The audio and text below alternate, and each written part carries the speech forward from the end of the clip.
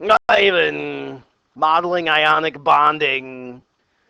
Learning to draw Lewis structures for ionically bonded compounds. Here's where we get to our atoms, brackets, charges, and dots. Here's where we get to the practice in our practice page. Here's where you get to the point where you can say, I can model ionic bonding in chemistry. So this is where we start hitting our learning targets and our practice. And remember, you learn from the notes, you show me in the practice pages, you're evolving yourself. Maybe next unit, if you complete this whole packet as homework, maybe next unit you'll be ready to earn your autonomy. If that job's on you. So here we go. A, B, C, D. Lewis dots can be used to show atoms and ions. Atoms, brackets, charges, dots. A, B, C, D. What's it mean? Well, it's the process for drawing these things over here on the right. These things, the only reason we got there is because we followed A, B, C, D. A stands for atoms. You got to have a symbol for the atoms that are involved in the chemical bonds. Okay, so Na versus Cl. Boom, there's your symbol. So you're asked to model bonding in sodium chloride. Well, you know sodium is Na and chlorine is Cl, so you write Na and Cl. Next part, B for brackets.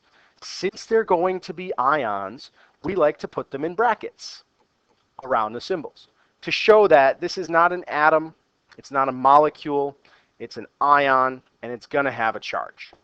The brackets denote that it will have a charge. Simple enough. That's a chemical notation that is truth beyond just high school.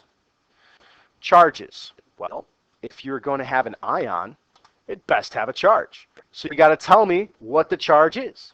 You find these in the oxidation states off the periodic table, 9 times out of 10. The 10th time out of 10, you're figuring it out based upon a charge cancellation technique that I'll teach you soon enough. D. D's for dots. These dots, if you had a transfer of electrons, you have to show who ends up with them all. In the scenario of sodium, the valence electron 1 that was in the atom has been transferred to chlorine, making it a chloride ion, and sodium ion is there too. So sodium doesn't get any dots for its valence shell because its valence shell is technically empty. Chlorine, on the other hand, gets all 8 because it filled up its valence shell by taking sodium's 1 electron. So there's these dots. They always end up on the nonmetal. If I see dots on your metal, you're doing it wrong. You forgot to move them. That's all there is to it. So I think on the next slide, I actually get to get the pen out and show some bonding. Here's an example we saw before. This is when there's a polyatomic ion involved. You basically put the polyatomic ion. Here's our polyatomic ion.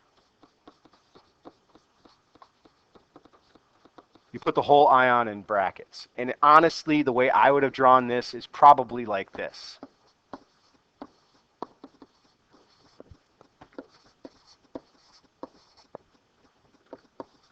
I probably wouldn't have drawn how the carbons and the oxygens are connected, to be entirely honest. And I found this off of table E.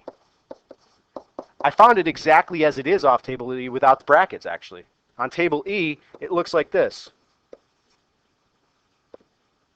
So I just basically took that and used it to my own purposes, right? I modified it so that it fits. But that's an aside. How to deal with polyatomics. You put the whole polyatomic in the bracket, and you're done. Let's model some. I got my periodic table, which you'll need when you're trying to do the practice pages here. Lithium and chlorine. Well, atoms, brackets, charges, dots. I got to combine a lithium with a chlorine. So I'm going to draw lithium, atoms, and chlorine, atom. Brackets. Got to put the brackets around it. Charges. Well, I'm looking at my periodic table, and I can see that lithium, in order to become stable, is going to lose 1 electron, forming a positive 1 ion in the process. And I can look at my periodic table, see that chlorine has 7 valence electrons. So it picked up that 1 that lithium lost Now it's got 8, and if it gained an electron, it's going to have a -1 charge. So I got my atoms, my brackets, my charges.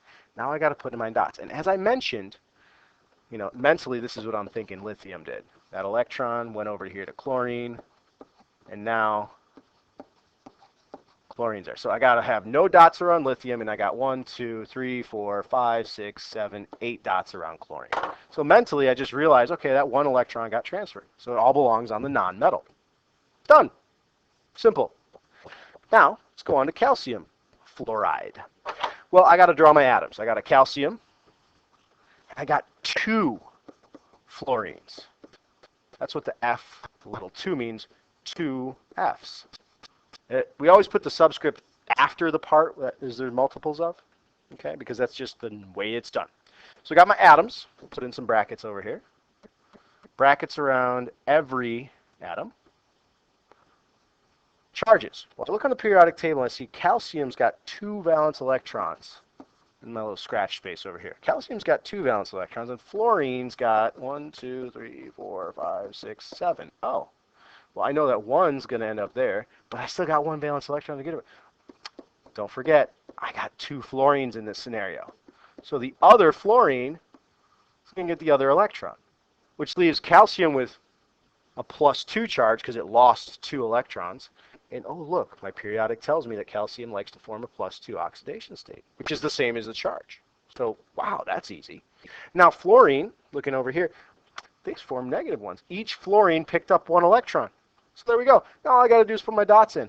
I put 8 dots around each nonmetal, and we good. Boom. Cakewalk. Now, magnesium carbonate. I know that this is on table E. The carbonate is a polyatomic ion. So I get to take a shortcut. When a polyatomic is involved, I'm not really going to bother showing my dots necessarily because it's just not, there's no point. I'm telling you, you got to show your atoms, brackets, charges, and dots when it's just diatomic. But when a polyatomic is involved, throw that last dots away. Should just go A, B, C. So atoms, brackets, charges. That's all I got to do. So I got Mg, and I got CO3. Again, because it's a polyatomic off table E. Atoms, brackets, and charges is all I need. So magnesium forms a +2 ion. I can read that right off my periodic table. And on table E, CO3 has a -2 charge. So right there, I have a +2 and a -2. Boom, it cancels out. We've got the right jam. That's a real compound. Last one, Al2O3. It's not even that scary. Al, I got 2 Als, and I got 3 Os. Okay, atoms, brackets. Then I got to put my charges in.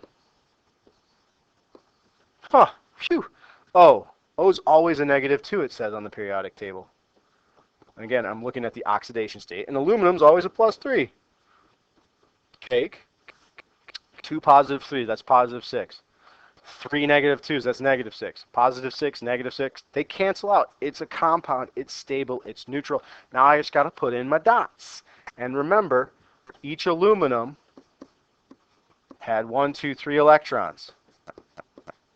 And each oxygen had 1, 2, 3, 4, 5, 6 electrons. So 1, 2, 3, 4, 5, 6. So each oxygen needs 2. Each aluminum can give 3, so it's going to be a little bit of a swap. This aluminum gives 1, 2 to that oxygen, and then the third one goes to the second, and then so forth and so forth. So we actually end up with everybody having a stable octet, and the oxygen, the nonmetal, always gets 8 dots around it.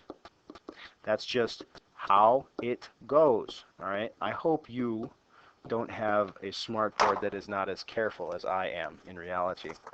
So your pictures look much more accurate. So there it is. I need you to make a legitimate attempt to complete pages 8, 9, and 10 after this lecture and those examples given. Of course, there's going to be a bell work to back this up. You will definitely need a periodic table to do these pages to look at both valence electrons and oxidation states. And there's going to be a small, because there's 3 pages of practice, Google Classroom assignment to back it up. Probably a Google Forms is best for this one. Thanks for watching. See you in class.